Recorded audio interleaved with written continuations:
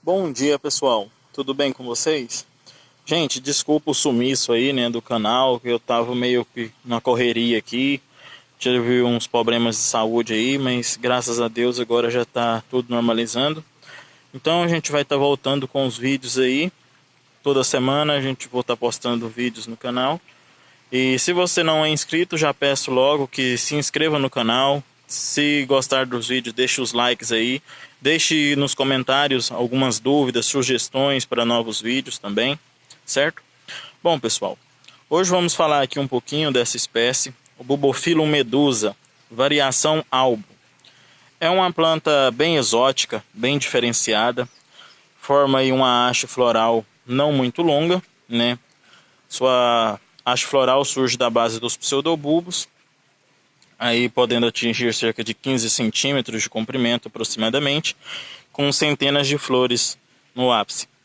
Então é uma planta que, para vocês terem uma base, não é pequeno, a haste floral, assim, o cacho floral, né, da planta em si. Como vocês podem ver, é uma planta bem exótica, bem diferenciada. Essa é a variação alba, como vocês podem ver é completamente branco, com um labelinho amarelo e um leve tom de vermelho no fundo. Tem a variação tipo também dessa espécie, que é nessas partes brancas, tem leves pintas avermelhadas também. Mas o meu no momento não está florido, mas assim que ele florescer eu vou estar mostrando para vocês também, ok? É uma planta originária aí de Bornéu, Tailândia, Sumatra, dentre outras regiões aí, em florestas mais sombreadas, né? Florestas baixas aí que ficam aproximadamente ao nível do mar. É uma planta de fácil cultivo, planta que gosta de um local mais protegido, de iluminação, certo? Mas também não pode ser escuro, certo? Então, assim, fica em um meio termo. É uma planta que entolceira rapidamente. Esse corte eu adquiri há menos de 8 meses, aproximadamente aí. Ele era apenas 2 bulbos, como vocês podem ver aqui, era este e este. Em menos de um ano já formou 2 frentes, né? Já veio floração. Então, assim, é uma planta bem exótica, bem diferenciada, muito bonita. É uma planta que aprecia uma boa adubação, né? Como grande maioria dos bulbophyllums. A umidade relativa do ar sempre bom, tá sempre acima de 70%, certo? São plantas um pouco exigentes devido à umidade. Então, assim, mas é bem tranquilo de cultivar e tudo mais, não é complicado. São plantas que formam grandes touceiras aí em um curtíssimo prazo aí, certo? Então, pessoal, aqui vou estar focando um pouco para vocês aqui nas flores. Como vocês podem ver, é uma planta que emite centenas de flores bem pequenas, com essa característica de pelos que já ficam bem mais longos. Esses pelos, como os dizem, muitos gostam de chamar, né, esses cabelinhos aqui da flor, são nada mais, nada menos do que as sépalas da planta, certo? Então, as pétalas são bem pequenas, quase nem invisíveis praticamente, e as sépalas são esses pelinhos, vamos dizer. Vou tentar ver se eu mostro para vocês a formação de estrutura floral dessa planta. Vou tentar focar aqui em uma única flor. Como vocês podem ver, a sépala superior dela é longa, tá vendo? Mas não muito. Ela é bem mais curta do que as inferiores. As inferiores, já de antemão, deixa eu ver se eu consigo focar aqui. Como vocês podem ver ali, o labelo dessa planta vem e desce esses pelos, no caso, que são as sépalas inferiores. Então, assim, é uma planta muito exótica, diferenciada. Infelizmente, o perfume não é muito agradável, certo? O perfume dela, como 99% dos bulbophyllums, são plantas com odor bem fétido, certo? Porque grandes polinizadores dessa planta são geralmente moscas varigeiras e dentre outros da mesma família de insetos. Então, devido a isso, o aroma dela pra gente não é muito bom. Mas é uma planta muito linda, bem diferenciada, certo? É sempre bom também estar plantando essa espécie em cachepôs. Eu indico sempre em cachepôs, independente do seu clima. O bom de variar um pouco é no substrato, certo? Mas sempre em cachepô. Por quê? Os cachepôs têm uma maior, vamos dizer assim, uma maior área para a planta preencher. São plantas que não gostam de replante, certo? Não gostam de ficar sendo replantadas, cortadas e tudo mais. Então, no cachepô, ela tem toda essa área aqui por cima para estar vegetando, né, para estar aumentando aqui e formando touceiras, e tem as partes laterais também, que essa planta acaba descendo pelas laterais aqui e acaba também completando essa área. Então, se você mora num lugar muito quente, muito seco, você utiliza mais esfagno no substrato. Um substrato sempre bem ventilado, bem arejado e drenado também, porque essas plantas, como a grande maioria dos bulbofilos, tem raízes finas, bem fininhas, as famosas raízes de cebola que a gente costuma chamar, né? E também elas não suportam ficar encharcadas, elas apodrecem facilmente. Então é sempre bom ter um substrato que mantenha a umidade, certo? Mas não encharcado. Então aqui, esse exemplar está no Xaxim, mas hoje infelizmente não é fácil encontrar, né? O Xaxim aí foi proibido, então infelizmente a gente não tem esse material tão acessível. Mas para quem tem, é um ótimo substrato. E para quem não tem, a gente pode estar improvisando também. A gente pode estar usando um mix de casca de pinho, carvão, esfagno, e alguns gostam de utilizar a fibra de coco. Eu, para bulbophyllum, eu não gosto de colocar fibra de coco. Por quê? A fibra de coco, com o tempo, um período aí até curto, ela acaba se decompondo, né, e formando uma espécie de terra vegetal.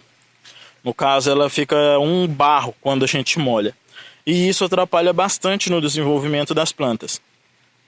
Então é sempre bom vocês estarem evitando o uso da fibra de coco, certo? No caso, utilize o esfagno para ajudar a reter a umidade, a casca de pinho, né, e o carvão, no caso, e a brita vai fazer uma boa aeração do substrato e uma boa drenagem ao mesmo tempo. Então não precisa nada mais que isso. Aqui, como vocês podem ver, esses pontinhos azuis é lesmicida, certo? É o Metarex, é um produto aí para estar prevenindo contra lesmas e caramujos, porque agora nesse tempo de chuva elas atacam bastante. São uns caramujinhos bem pequenininhos que a gente quase não mal consegue vê-los, né? Mas acaba prejudicando muito a planta, porque eles comem as raízes, brotos novos, achos florais e flores, então acaba estragando muito as plantas. Eu sempre utilizo nessa época de chuva, tempo de seca até que nem tanto, porque eles quase não aparecem, mas esse tempo agora é bem complicado aí para quem cultiva orquídeas, sabe que é complicado manter um controle, certo? Mas a gente utilizando aí um remédio, é um produto bem barato. Você pode ir em casas agrícolas que vocês vão conseguir encontrar lesmicida ou Metarex, que seja. Vai estar custando aí em torno de uns 12 a 13 reais um pacote de meio quilo. Então é coisa bem simples e que rende bastante. Geralmente o pessoal coloca 3, 4, até 5 grãozinhos desse por vaso. Mas eu não tenho muito essa paciência, né, de ficar contando e tudo mais. E eu coloco uma quantidade que eu vejo que é pequena, mas o suficiente, que aqui é um vaso, um cachepô grande. Em comparação com a minha mão aqui, para vocês verem, é um palmo, aproximadamente 25 centímetros de cada lateral.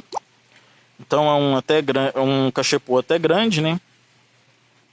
Mas que a planta também, ó, tem bulbos bem espaçados.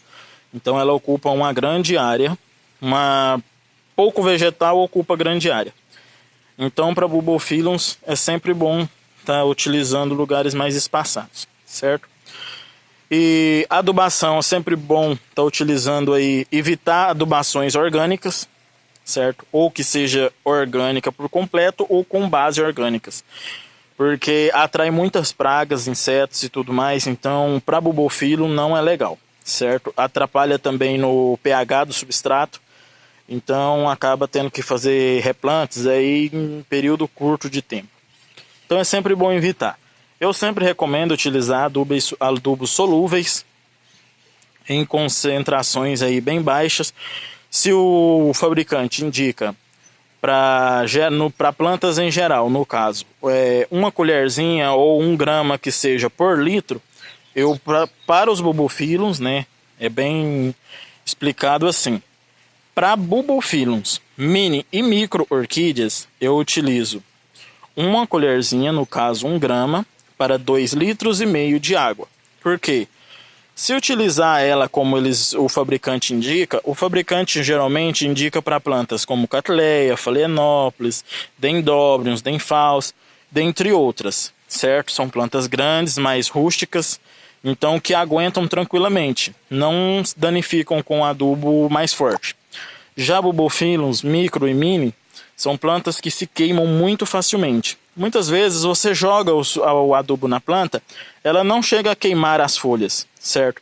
Mas as raízes da planta são agredidas com a salinidade do adubo. Porque por mínimo que seja, o adubo contém uma determinada salinidade. Então é sempre bom estar deixando o adubo bem solúvel, assim, bem homogêneo na mistura, numa quantidade bem pouca, certo? Porque a orquídea, de todo modo, ela não vai absorver todo aquele adubo que você vai jogar nela de uma só vez. Ela vai absorver somente o necessário para ela, o suficiente. Então, por isso que é bom também ter uma adubação aí num períodos, vamos dizer assim, num cronograma, certo? De modo que você consiga estabelecer um padrão de adubação para as plantas. Sempre bom estar revezando marcas de adubo, porque muitos adubos falam adubo completo, ok, mas ali nunca está tudo o que a planta precisa. Então você variando, ela vai pegar o suficiente de cada marca ali, de cada tipo de adubação para ela, e ela vai estar tendo uma alimentação aí, no caso, uma nutrição adequada e suficiente para desenvolvimento e floração, certo? Então, pessoal, é mais que temos para falar aí, é isso, tá? Se vocês gostaram, deixe seu like, compartilhe o vídeo aí com os amigos para estar ajudando o canal também. Deixe nos comentários dúvidas, sugestões para novos vídeos, certo? E logo mais teremos outros vídeos aí, tá bom? Fiquem com Deus e até mais.